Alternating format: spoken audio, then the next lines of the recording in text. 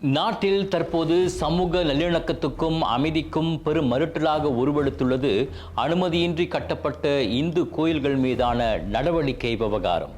சட்ட அமுலாக்க தரப்புக்கும் கோயில் நிர்வாகத்துக்கும் இடையில் தீர்க்கப்பட வேண்டிய இந்த விவகாரம் யார் யாரோ தலையிட்டால் இன்று இந்துக்களுக்கும் முஸ்லிம்களுக்கும் இடையில் மத கலவரத்தை தூண்டிவிடுமோ எனும் பெரும் கலக்கத்தையும் அச்சத்தையும் ஏற்படுத்தியுள்ளது. ஒவ்வொரு மதத்தின் மைய கருத்தே அமைதி, நிதானம், பக்குவம் ஆகியவற்றை சொல்லிக் கொடுப்பதுதான்.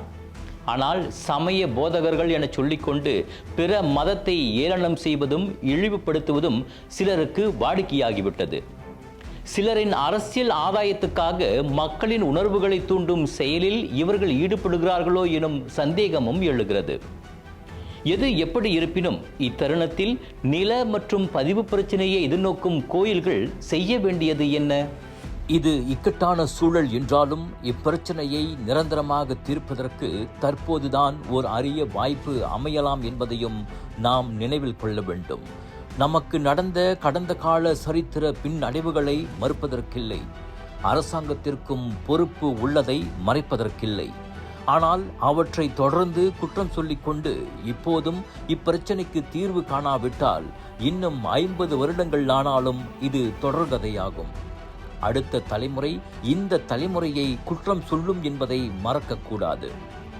அரசு மற்றும் எதிர்க்கட்சியை சார்ந்த சமூக தலைவர்கள், கோயில் நிர்வாகங்கள், அரசு சாரா இயக்கங்கள் தமது வேற்றுமைகளை தள்ளி வைத்துவிட்டு தீர்வை நோக்கி ஆக்ககரமாக இணைந்து செயல்பட வேண்டிய காலகட்டம் இது. நில விவகாரம் மாநில அதிகாரத்திற்கு உட்பட்டது என்பதை பலரும் முதலில் புரிந்து கொள்ள வேண்டும். நாட்டில் இந்துக்கள் அதிகமாக வாழும் மாநிலங்கள் தீபகற்ப மலேசியாவின் மேற்கு கரை பகுதிதான். அந்த வகையில் கோலாலம்பூர் கூட்டரசு பிரதேசம் மற்றும் 7 மாநிலங்கள் அவ்வாறு இந்துக்களை அதிகமாக கொண்டுள்ளன. இதில் 6 மாநிலங்களில், அதாவது Penang, Perak, Selangor, Negeri Sembilan, Malacca, Johor ஆகியவற்றில் நமக்கு இந்திய ஆட்சிக்குழு உறுப்பினர்கள் உள்ளனர். கிடாவில் மட்டும் இல்லை, கோலாலம்பூரில் ஒரு இந்திய நாடாளுமன்ற உறுப்பினர் உள்ளார். நாம் இவர்கள் தலைமையில் ஒவ்வொரு மாநிலத்திலும் சமய இயக்கங்கள், கோயில் நிர்வாகங்களோடு இணைந்து கோயில் தரவுகளை திரட்டி நிலப்பிரச்சனை உள்ள கோயில்களை வகைப்படுத்துவது முதற்கட்ட பணியாக அமையலாம். அதே சமயத்தில் இவர்களுக்கிடையில் ஒரு தேசிய ஒருங்கிணைப்பை ஏற்படுத்தி ஸ்டேக் ஹோல்டர்ஸ் எனப்படும் சம்பந்தப்பட்ட தரப்புகளுடன் பொது சந்திப்புகளை நடத்தி தீர்வுக்கான பரிந்துரைகளை கலந்தாலோசித்து மாநில மற்றும் கூட்டரசு அரசாங்கத்தின் பார்வைக்கு கொண்டு செல்லலாம்.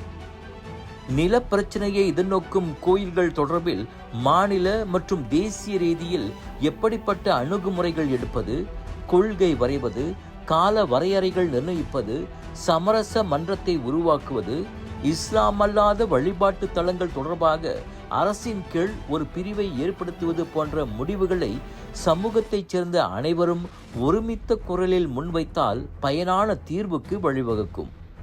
இதிலும் சில சிக்கல்கள், நடைமுறை சவால்கள் என வரலாம். ஆனால் நாம் ஏதாவது ஒரு புள்ளியில் தொடங்கித்தான் ஆக வேண்டும். மனம் இருந்தால் மார்க்கம் உண்டு என்பது போல தீர்வுதான் நமது இலக்கு என நிர்ணயித்து விட்டால் அதற்கான வழி தெரிய ஆரம்பித்துவிடும்.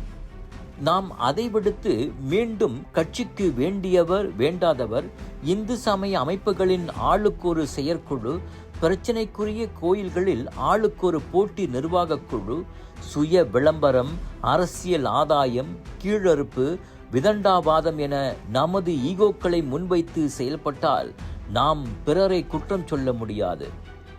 100கணக்கான கோயில்கள் பதிவு பெற்றும் நிர்வாக பிரச்சனைகளால் திவால் இலாக்காவில் முடங்கி கிடப்பதற்கு யார் காரணம்? ஆக கோயில் தொடர்பான சில பிரச்சனைகளுக்கு நாமேதான் காரணம் என்பதையும் நாம் ஏற்கத்தான் வேண்டும். இந்திய சமூகம் ஒன்றை நினைவில் கொள்ள வேண்டும். பிறர் நம்மை ஏளனம் செய்கிறார்கள், புறக்கணிக்கிறார்கள், அவமதிக்கிறார்கள் என நாம் தொடர்ந்து அதற்கான சூழலை ஏற்படுத்தி கொடுத்துவிட்டு புலம்பிக் கொண்டிருக்க போகிறோமா? அல்லது நாம் நமது தரத்தையும் தன்மானத்தையும் மேம்படுத்தி அந்த சூழல் ஏற்படாதவாறு தற்காப்பை வலுப்படுத்திக் கொள்ளப் போகிறோமா? இதில் எது நமது தேர்வு? நான் தியாகராஜன் முத்துசாமி.